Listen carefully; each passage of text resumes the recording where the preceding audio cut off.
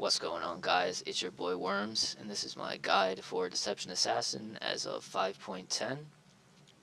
Before we get started, I just want to say that I am definitely not the best Deception Assassin out there, but I think I'm pretty good, and I know a lot about this spec. Using this rotation, you can definitely get above 10k. Before I made this video, I did a parse, as you can see, 10.6k, so that's pretty good. Deception is one of the most fun specs to play, and it also looks the coolest. It's got some really awesome attack animations. I also think that it's definitely viable for all end-game PvE content. This is the spec I play on my prog team. I use it for every single fight. I never switch to hatred. Pretty much all the hard mode ops with it, as well as the hard mode epic enemies and dreadful entity. So definitely viable for all in-game content. You can definitely stick with Deception. Probably don't even need to switch to hatred if you don't want to. So Deception, it's got good single target damage. I don't really consider it great AoE spec, but seeing parse numbers and some of the mobs when you're using AoE, it's actually not that bad, so fairly good all around, I guess. You've also got some really useful utilities. You've got stealth, so obviously you can put guys asleep, which is helpful. You can do stealth res. You've also got your taunt, which can be useful to help off tank, stuff like that. And you've got several stuns and slows and stuff. That's not always super useful in PvE, but can definitely come in handy. So first of all, let's get into the utilities. So I think that Sin actually has some of the most useful utilities in the game, especially when it comes to damage mitigation. The Sin on its own is pretty squishy, but you've got some excellent utilities which are going to really help in that department. Alright, so first, under Skillful, you're going to want this one. This is going to reduce AoE damage by 30%, so obviously very useful for PvE. This one isn't as important. This is the one I usually take. It's going to reduce the cooldown of your unstun by 30 seconds and force speed by 5 seconds. We'll get into why force speed is useful in a little bit. You've also got this one, which increases your AoE damage by 25%. Honestly, not super useful, but maybe occasionally. Under Masterful, both these are definitely critical if you want to take them. The first one is going to significantly lower the cooldown of Force Cloak. Force Cloak is integral to the rotation, so you definitely want this one. This one is going to increase the charges that Recklessness gives. So basically, once you use Recklessness, it's going to immediately proc Discharge, which is your biggest attack. So mission critical, got to take this one all the time. Down here under Heroic, another one, mission critical, always got to take it. It's going to increase your armor by 30%. Then these two are both pretty useful. Most people are probably going to want to take this one. This one is going to make force speed remove movement impairing effects. Personally, I like to take this one. This is going to make Whirlwind activate immediately, which basically gives you a second stun that you can fire off without having to channel anything. So depending on what fight it is, you're going to probably want to take one of these. Under Legendary, again, both these are critical. The first one is going to allow Phantom Stride, which is your leap to target. It's going to allow that to proc Assassinate, which is one of your most powerful attacks. And then this one right here is one of the most useful utilities out of any of them in the whole game, in my opinion.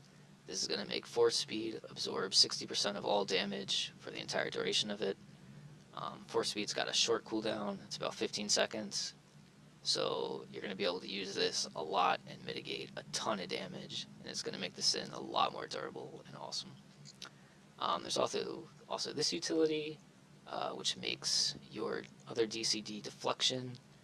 It's going to make it reflect damage, which is pretty cool, but honestly, I don't really feel like there's too many instances where that is going to be more useful than one of these, so I pretty much don't take it.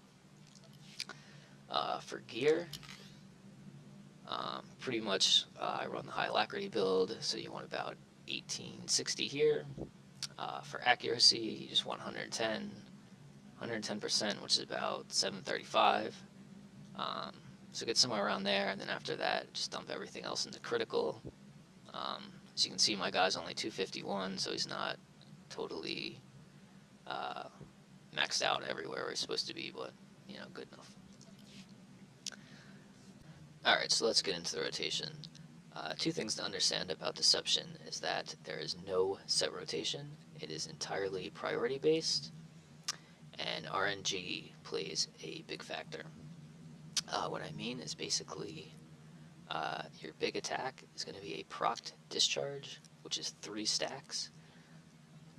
All of your other abilities can generate stacks. However, there's only a chance it will generate stacks. So the damage output is heavily influenced by RNG, unfortunately.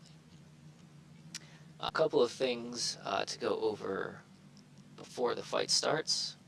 Ideally, you want to stealth out. Being in stealth is going to give you this Dark Embrace buff, which increases force regeneration. It's not super necessary. Using Maul when it's procced is going to give you the same thing, but the increased force regeneration is pretty critical to the rotation, so that's helpful. Also, possibly you want to use Lacerate. You want to use it twice, so you can build 2 stacks of both these buffs. They're basically just going to increase the chance of certain abilities building stacks for discharge. Now the priority system. First priority is going to be a procced discharge. After that it's going to be Ball Lightning. Ball Lightning is the only ability guaranteed to generate a charge. So for maximum efficiency in generating charges, you're always going to want to hit Ball Lightning pretty much off cooldown. After that, it's going to be Assassinate. Then it's going to be Reaping Strike. Then it's going to be a procced Maul. And then if everything else is on cooldown, it's going to be Voltaic Slash. Going to be times where everything is on cooldown and you're going to end up hitting Voltaic Slash 2, maybe 3 times. Then I've also got Saber Strike on here. The only time that you use Saber Strike is if you totally run out of energy. And if you're doing the rotation correctly, that should not happen. Now some other useful abilities. You've got Recklessness. Recklessness is going to immediately proc discharge. Recklessness also is off GCD, meaning that you can pop a proc to discharge, then while that's cooling down, you can proc Recklessness, and then when the GCD finishes, you'll be able to hit a fully proc discharge again. Then you've got Force Cloak. Force Cloak is going to stealth you out of the fight, but it is also going to finish the cooldown of Recklessness, so you can use it again quickly. Then you've got Phantom Stride, which is your leap to target. Using this is going to proc Discharge. It's also going to proc Assassinate. Another really cool thing about it, which mainly only applies to fighting trash, is that when you engage an enemy with this, or when you use this on an enemy, if that enemy dies within something like 10 seconds, the cooldown for this is going to finish and you're going to be able to use it again. So ideally, if you're fighting trash, you'll be able to use this, burn the guy down, it's going to finish the cooldown, and you're going to be able to use it again, jump to the next guy. You know, this is going to be procced again, this is going to be proc, bam. So, super useful when you're fighting guys that are going to die quickly. Then you've got Overcharged Saber. To be honest, I don't fully understand how to optimally use this. This heals you, but it also increases the damage of charges. So to be honest, in ops, I usually end up using this for the healing, but you can also throw it in the rotation to increase the damage a little bit. You've got deflection, DCD. Then you've also got force speed, which increases movement, but when we take that utility, this is also going to absorb 60% of all damage for its duration. Again, it's got a short cooldown, so it's super useful for damage mitigation. So let's talk about actually using this in a fight. For the opener, what you're going to want to do, you're going to want to open with Phantom Stride, which is going to leap to target. Then you're going to want to hit your Adrenal. Phantom Stride is going to proc Discharge. You're going to hit that first. Then you're going to use Recklessness to proc Discharge again. Then you're going to want to hit Ball Lightning to start building those stacks again. Then you want to hit Assassinate. Then Reaping Strike. Then you're going to want to Stealth out. And then at that point, you're basically going to go to the priority system. When around there, Maul's going to be procced. You're going to hit that. Probably Ball Lightning again. And just go with it. Now, a couple other extra things to fill in. If possible, you want to hit Maul when it's procced. Doing so will give you the same ability. Doing so will give you the same buff as if you were stealthed out, which increases force regeneration, which is going to be pretty essential to keeping up your energy to do the rotation. You shouldn't worry about it too much though. Maul procs all the time, so you'll always have that buff for the most part. You don't have to worry about running out of energy. You can get away with hitting Maul when it's not procced occasionally, but if you hit it more than once or twice when it's not procced, you're probably going to run out of energy. So it's not advisable. Also within the rotation,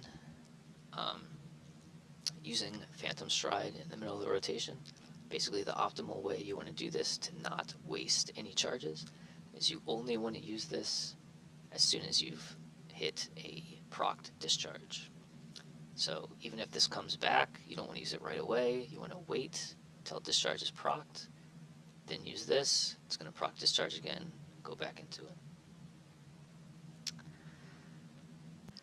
Alright, so I'm going to give you a sample of using this rotation. Now basically, if possible, you're going to want to be standing behind the target so that Maul does its maximum amount of damage. But for whatever reason, they put this training dummy super close to the wall, so it's inconvenient, whatever. So basically, you're going to want to leap in with Phantom Stride, pop that Adrenal. Discharge is procced, you're going to hit that. Then Recklessness to proc this again, hit that. Then you're going to want to Assassinate since it's procced. Then Reaping Strike. Then you're going to want to Stealth out. And then Ball Lightning to start building those charges again. Maul's procced, we're going to hit that. We're going to hit this. Ball Lightning's available. This is procced. Hit that, build another. Proc that.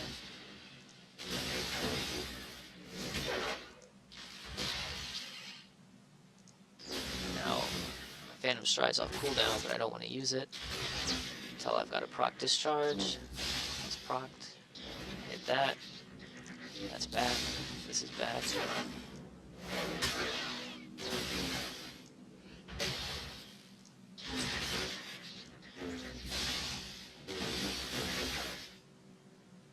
Basically like that. So the rotation happens a little bit fast, stuff getting procced and whatnot. But hopefully my explaining it gives you an idea what you're supposed to do. So I think that's pretty much it. If you guys have any specific questions or anything else, just leave a comment below. And thanks for watching. Hopefully it helped you out. Peace.